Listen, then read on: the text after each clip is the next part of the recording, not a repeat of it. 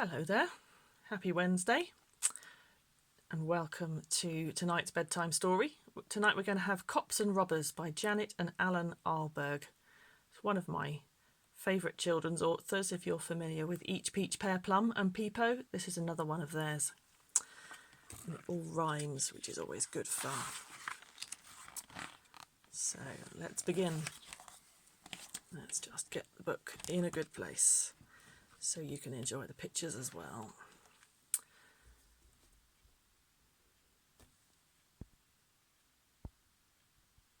There we go. Right.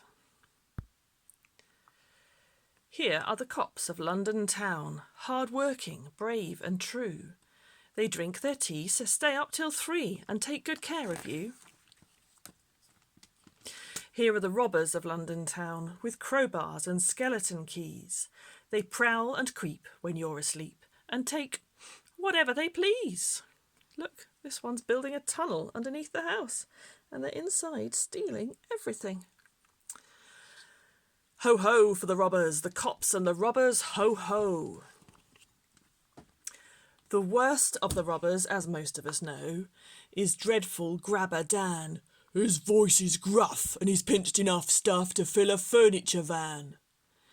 His mates in the gang are Snatcher Jack and baby-faced Billy the Bag, Peg-leg Horace, Fingers Morris, and villainous Grandma Swag. Ho ho for the robbers, the cops and the robbers, ho ho. This dreadful, pilfering, snatching bunch would rob a baby of his lunch. This sneaking, creeping, fingering lot would burgle a burglar like as not. This peg-legged, baby-faced, villainous crew would pick the pocket of a kangaroo.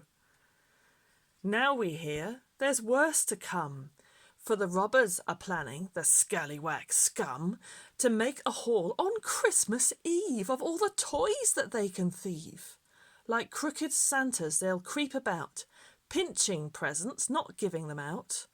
Ho ho for the robbers, the cops and the robbers, ho ho.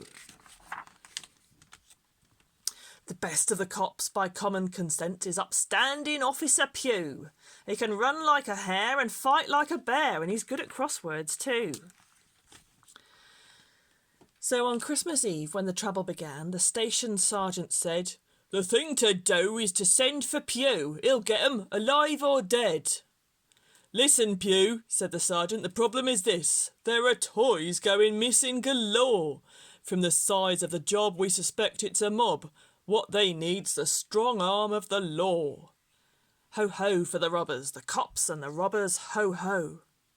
Look, this map shows you where everything's been stolen from. Meanwhile, outside in the gloomy street, the strong arm of the robbers was working a treat, and the strong leg too, and the beady eye, keeping watch for passers-by. In at the windows, out at the doors, down the chimneys, under the floors. Through silent rooms the robbers crept, while in their beds the children slept, dreaming of Santa Claus and snow and what they'd get from Uncle Joe. They never knew that Uncle Morris was robbing them, and Uncle Horace. Ho ho for the robbers, the cops and the robbers, ho ho. The lookout man was Snatcher Jack. He stood in a doorway, yawning. But when Officer Pugh came into view, Jack saw him and whistled a warning. Grandma Swag, when the warning came, was pushing a pram up the road. It was piled high with loot and stolen to boot, a thoroughly villainous load. "Hello, hello," said Officer Pugh. "Now then, what's going on here?" "Not much, young man," said the criminal Gran. "We just having a robbery, dear." Ho ho for the robbers, the cops and the robbers, ho ho. Before Officer Pugh could unravel this clue, the robbers were on him like beasts from a zoo. They knocked off his helmet and rumpled his tie, trod on his truncheon, kicked mud in his eye, pulled his ears and tickled his feet, threw half of his clothes all over the street, punched him and pummeled him, wham bam slam, even ran over him with the pram. Give up, the robbers cried as they sat on the officer side by side. We've got you outnumbered 5-1, for in the confusion Grandma had gone. But Officer Pugh just shook his head. We've hardly started, boys, he said. And he laughed a laugh and grinned a grin. Sitting comfortably, are you? Then I'll begin.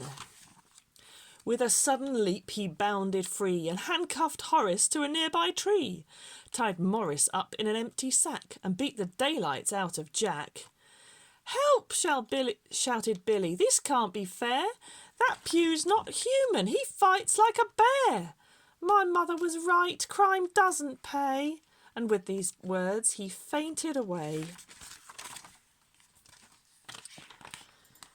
Grabber Dan was the last to cop it, Grandma, of course, having chosen to hop it. Dan tried to hide, the officer sought him. Dan tried to run, the officer caught him. Dan went to lift Pugh over his head. The officer lifted Dan instead and whirled him round and swung him, whoosh, across the road and into a bush. Down he tumbled, skidded, rolled, hit a concrete gnome and was knocked out cold. Pugh dusted his hands and sat on the wall. A little snow had begun to fall. He looked at the gnome and patted its head. You could get a medal for this, he said. Ho ho for the robbers, the cops and the robbers, ho ho. Here are the cops of London town. In the station at 2:30, they drink their beer and raise a cheer for upstanding Officer Pugh. Here are the robbers of London town, in cells all gloomy and grim. Let us out, not guilty, they shout, and it wasn't me, it was him. Ho ho for the robbers, the cops and the robbers, ho ho. And the toys? Oh, they were taken back by a Santa Claus copper with a Santa Claus sack, while the rest of the force searched day and night for an elderly lady of medium height, with a fondness for earrings and red fox furs, and a habit of taking what wasn't hers. She usually carried a sizable bag. Her name, of course, was Grandma Swag. Ho ho for the robbers, the cops and the robbers, ho ho. And that is the story of Cops and Robbers by Janet and Allan Ahlberg. Good night.